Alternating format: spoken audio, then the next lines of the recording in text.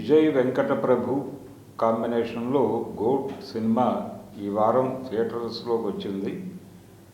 ఇది pan India ప్రాజెక్ట్గా వాళ్ళు design చేశారు.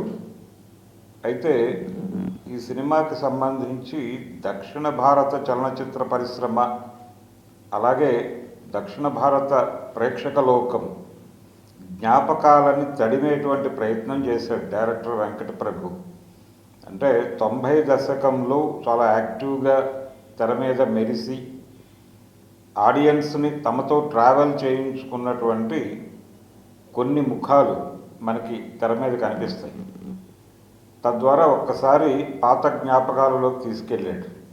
అలాగే 70 దశకం చివరి నుంచి మొదలుపెట్టి 80 దశకంలో డ్రీమ్ బాయ్గా మనకి కనిపించినటువంటి, అలాగే గ్లామర్ హీరోగా తమిళ తెలుగు తెర మీద డబ్బింగ్ సినిమాల ద్వారా తెలుగు ప్రేక్షకులకు పరిచయమైనటువంటి మోహన్, మౌనగీతం, మౌనరాగం లాంటి సినిమాల్లో నటించినటువంటి మోహన్ చాలా కాలం తర్వాత ఈ సినిమాలో విలన్ క్యారెక్టర్లో కనిపించడం, అది మెయిన్ విలన్ క్యారెక్టర్లో కనిపించడం ఒక విశేషం. విజయ్ ఈ సినిమాలో డ్యూయల్ రోల్ చేశాడు గోట్లో. ఈ డ్యూయల్ రోల్ కాన్ఫ్లిక్ట్ ముందే ఆడియన్స్కి రివీల్ చేశారు. రివీల్ చేయకపోతే అలా ఉండేది, రివీల్ చేస్తారు. కాబట్టి ఈ డ్యూయల్ రోల్లో యంగ్ విజయ్ కోసం ఆర్టిఫిషియల్ ఇంటెలిజెన్స్ని వాడి ఏఐ ద్వారా టెక్నికల్గా క్రియేట్ చేసినటువంటి క్యారెక్టర్. ఆ క్యారెక్టర్ మీద ఈ ఒరిజినల్ విజయ్ క్యారెక్టర్ పడేటువంటి వీళ్ళిద్దరి మధ్య జరిగేటువంటి ఒక కాన్ఫ్లిక్ట్ మీద సినిమా నడిపించాడు. తండ్రి కొడుకుల మధ్య జరిగేటువంటి కాన్ఫ్లిక్ట్. ఇలా తండ్రి కొడుకుల మధ్య కాన్ఫ్లిక్ట్తో చాలా సినిమాలు చూసాం మనం. భారతీయుడు చూసాం, అలాగే అంతకుముందు కొండవీటి సింహం చూసాం. అందులో మోహన్ బాబుకి ఎన్టీఆర్కి మధ్య కాన్ఫ్లిక్టు. దానికంటే ముందు ఆ సినిమా మాతృక, తంగ పథకం, తెలుగులో బంగారు పథకం, ఆ సినిమాలో కూడా తండ్రి కొడుకుల మధ్య కాన్ఫ్లిక్టే. ఇలాంటి ఒక తండ్రి కొడుకుల మధ్య కాన్ఫ్లిక్ట్తో డిజైన్ చేసినటువంటి ఒక స్టోరీ.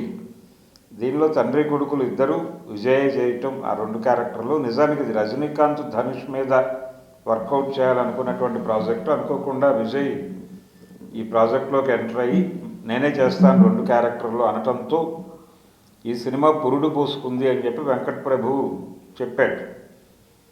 అలా మనం ఇందాకే చెప్పుకున్నట్టుగా ఈ సినిమాలో 90 దశకంలో ఆడియన్స్ని తమతో ట్రావెల్ చేయించినటువంటి చాలామంది ఆర్టిస్టులు కనిపిస్తారు. ప్రభుదేవ కావచ్చు, స్నేహ కావచ్చు, ప్రశాంత్ కావచ్చు, లైలా కావచ్చు. ఇలా మోహన్ గురించి నేను ఇందాకే చెప్పాను. ఇది కథగా చెప్పుకోవాలంటే ఒకటి తండ్రి కొడుకుల మధ్య కాన్ఫ్లిక్ట్తో పాటు ఇది ఒక రాయ్ ఏజెంట్కి సంబంధించిన కథ. యాంటీ టెర్రరిస్ట్ స్క్వాడ్కి సంబంధించినటువంటి ఒక ఆఫీసరు ఒక ఉగ్రవాద సంస్థకి నాయకుడిగా వ్యవహరిస్తున్నటువంటి వ్యక్తి మీద దాడి చేసే సందర్భంలో అతని కుటుంబాన్ని చిన్నాభిన్నం చేస్తాడు. దాని మీద రివెంజ్ తీర్చుకోవడానికి అతను ప్రయత్నం చేస్తూ ఉంటాడు. ఈ రివెంజ్లో భాగంగా అతను ఈ ఆఫీసర్ కొడుకుని ఎలా వాడతాడు అనేది కథ. ఇది ఇంట్రెస్టింగ్గా చెప్పే ప్రయత్నం చేశాడు. తనదైనటువంటి పద్ధతిలో, తనదైన స్క్రీన్ ప్లే ఆర్డర్లో ఈ విషయాన్ని చెప్పే ప్రయత్నం చేశాడు వెంకట్ ప్రభు. సినిమాలో ఎంటర్టైన్మెంట్ ఉంది, కానీ అది కూడా వెంకట్ ప్రభు స్టైల్లోనే ఉంటుంది. ఇలా ఈ సినిమా ఆడియన్స్ని పాక్షికంగా అట్రాక్ట్ చేసినటువంటి సినిమా. అంటే పూర్తి విందు భోజనం కాదు, ఎందుకంటే రొటీన్ స్టోరీ. ఇది కమర్షియల్ సినిమా అంటే మనకు చాలా స్పష్టంగా తెలుసు. టైటిల్ మారుతుంది, టైటిల్ కొత్తగా ఉంటుంది తప్ప కథ అదే, పాత కథే ఉంటుంది. పాత కథతో కొత్త టైటిల్ పెట్టి తీసే సినిమాని ఫార్ములా సినిమా అంటారు అనేటువంటి ఒక సూత్రాన్ని మన కమర్షియల్ డైరెక్టర్లు ప్రజల ముందు ఆవిష్కరించేశారు.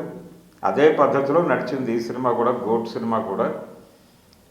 యవన్ శంకర్ రాజా మ్యూజిక్కి సంబంధించి అతని అంటే బ్యాక్గ్రౌండ్ స్కోరు, ఆ, తనదైన పద్ధతిలో వెళ్ళిపోయాడు, కానీ కథకి తగ్గ మూడ్ క్రియేట్ చేయడంలో కొంత ప్రాపర్గా డిజైనింగ్ జరగలేదు అని అనిపిస్తుంది. ఇళయరాజా గారి పాత పాట ఒకటి వాడారు, పాత తమిళ సాంగ్ ఒకటి తెలుగులో తిరిగి తీసుకొచ్చి వాడారు.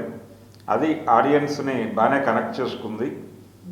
మిగిలిన పాటల విషయంలో సోసోగా నడిచిపోయినాయి, అంతే తప్ప గుర్తుపెట్టుకుని పాడుకునే పద్ధతిలో అయితే లేవు. గతంలో వీళ్ళ కాంబినేషన్లో వచ్చిన సినిమాల్లో అలాంటి పాటలు ఉండేవి.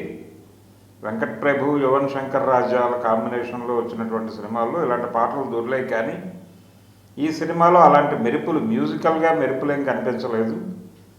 చాలా సోసోగా మ్యూజిక్ నడిచింది. ఇక ఆర్టిస్టులందరూ వాళ్ళ పాత్రల పరిధిలో చాలా బాగా పెర్ఫామ్ చేశారు. ప్రభుదేవ తను కొరియోగ్రాఫర్గా మాత్రమే కాదు, ఈ సినిమాలో కొంచెం హీరో మిత్రుడిగా మంచి క్యారెక్టర్, కొంచెం లెంగ్దీ క్యారెక్టరే చేశాడు. అలాగే ప్రశాంత్ కూడా ఈ మధ్య ఒక సక్సెస్తో ఉన్నాడు తను. ఈ సినిమాకి సంబంధించి ఇంకొక విశేషం ఏంటంటే, విజయ్కి ఇది 400 crore ప్రాజెక్ట్ అని చెప్తున్నారు. దాదాపు ఇందులో సగం బడ్జెట్ విజయ్కే కేటాయించారు అనేది ఒక మాట బయటకు వచ్చింది.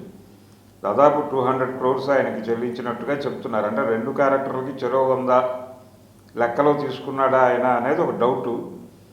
ఇలా హీరోలే సగం బడ్జెట్ని తీసేసుకుంటే మిగిలిన సినిమా ఎలా తీయాలి ప్రొడ్యూసరు అనేది ఒక సందేహం. అందుకని రెమ్యూనరేషన్ల విషయంలో చాలా డిజార్డర్గా వెళ్ళిపోతోంది ఇండస్ట్రీ అనేది బలంగా వినిపిస్తున్నటువంటి మాట. ముఖ్యంగా ఇలాంటి కమర్షియల్ సినిమాల విషయంలో అది కనిపిస్తోంది కూడా విజిబుల్గా. అంటే మీకు మార్కెట్ పెరుగుతోంది, వసూళ్లు పెరుగుతాయి. మీరు 1000 కోట్లను టార్గెట్ చేసినప్పుడు 200 కోట్లు హీరోకి ఇస్తే తప్పేంటి అనే పద్ధతిలో ఆర్గ్యుమెంట్ బిల్డ్ అవుతోంది. ఇది కొన్ని సందర్భాలు అంటే పెద్ద హీరోలు ఇలా తీసేసుకుంటున్నారు కాబట్టి క్యారెక్టర్ ఆర్టిస్టులు కూడా తమ రెమ్యూనరేషన్లు భారీగానే పెంచుతున్నారు. కోట్లలో అంటే 10 కోట్లకు తక్కువ ఎవరూ దొరకని పరిస్థితి. ఇలాంటి పరిస్థితుల్లో నోన్ ఆర్టిస్ట్ ఉండాలి అనే ఉద్దేశంతో చిన్న కథ రాసుకున్నటువంటి డైరెక్టరు 4 నోన్ ఆర్టిస్టులను తీసుకుంటే ఆ సినిమా బడ్జెట్ 50 కోట్లకు వెళ్ళిపోతుంది. రెమ్యూనరేషన్లు మంచి సినిమాలు రావడానికి అడ్డంకిగా మారుతున్నటువంటి ఒక విచిత్రమైన కండిషన్ని ఇలాంటి భారీ సినిమాలు క్రియేట్ చేస్తున్నాయి. ఇది ఒక్కసారి ఇండస్ట్రీ పెద్దలు కూర్చుని మాట్లాడుకుని పరిష్కరించుకోవాల్సినటువంటి వ్యవహారం. లేకపోతే ఈ పెద్ద సినిమాలు బాగానే ఉంటాయి, కానీ చిన్న సినిమాలు సర్వనాశనం అయిపోతాయి. నోన్ ఆర్టిస్ట్ ఉంటే కొంత థియేటర్కి ఆడియన్స్ని పుల్ చేయవచ్చు. నిజానికి అది ఒక నమ్మకమే. కంటెంట్ బాగుంటే కొత్త ఆర్టిస్టులతో కూడా, ఏమాత్రము ఎవరికీ పరిచయం లేనటువంటి ఆర్టిస్టులతో కూడా ట్రైలర్ల ద్వారా ఒక క్యూరియాసిటీ రెచ్చగొట్టి జనాల్లో థియేటర్లకు రప్పించే అవకాశం ఉంది అని ఈ మధ్య కొన్ని సినిమాలు ప్రూవ్ చేసినాయి. కనుక విజయ్కి అంత భారీ రెమ్యూనరేషన్ ఇచ్చేంత ఉందా ఈ సినిమాలో అంటే డెఫినెట్గా లేదు. కానీ అతని ఇమేజ్కి అది చెల్లించడం తప్పేం కాదు అని మాట్లాడేవాళ్ళు కూడా ఉన్నారు. ఆయన అభిమానులు మాత్రమే కాదు, అంటే ప్రస్తుతం సినిమా నడుస్తున్నటువంటి స్టైల్లో ఇది పెద్ద విషయం కాదు అని మాట్లాడేవాళ్ళు చాలామంది ఉన్నారు. ఇంకొక విషయం ఏంటంటే, ఆయన ఒక పొలిటికల్ పార్టీ పెట్టారు. దానికి సంబంధించిన పతాకావిష్కరణ జరిగింది. ఈ పొలిటికల్ కంటెంట్ ఏమన్నా ఉంటుందా సినిమాలో అనేది చెక్ చేస్తే ఏ రకమైనటువంటి పొలిటికల్ కంటెంటు లేదు ఈ సినిమాలో. ఇది స్ట్రైట్ ఒక ఫక్త్ కమర్షియల్ సినిమా, అంతకుమించి ఏమీ కాదు. పరమ రొటీన్ కమర్షియల్ ఫార్ములా సినిమాగా మాత్రమే చూడాలి గోట్ని.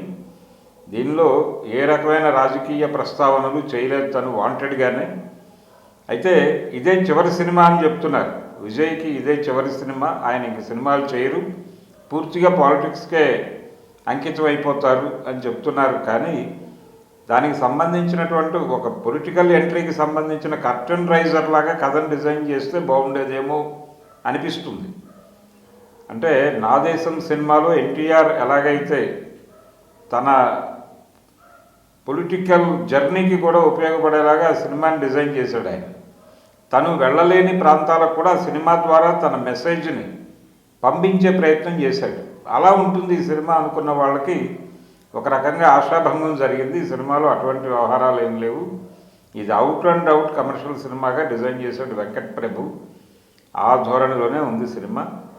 మనం చూసే అనేక కమర్షియల్ సినిమాల్లో ఇది కూడా ఒక సినిమా. సరదాగా విజయ్ని చూడాలి, అతను చేసేటువంటి విన్యాసాలు చూడాలి అనుకుంటే థియేటర్కి వెళ్ళాలి తప్ప ఏదో కొత్త విషయం తెలుసుకోవటం కోసం లేకపోతే ఒక న్యూ డిస్కసివ్ పాయింట్ ఉంటుందనే ఉద్దేశంతో సినిమా కడితే మాత్రం డెఫినెట్గా భంగపడటం గ్యారంటీ.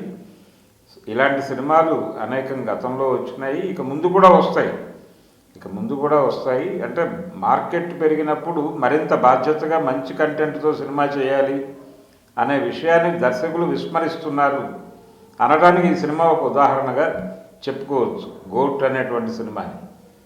ఈ సినిమాకి నేను ఇచ్చేటువంటి రేటింగ్ అవుట్ ఆఫ్ 5 2.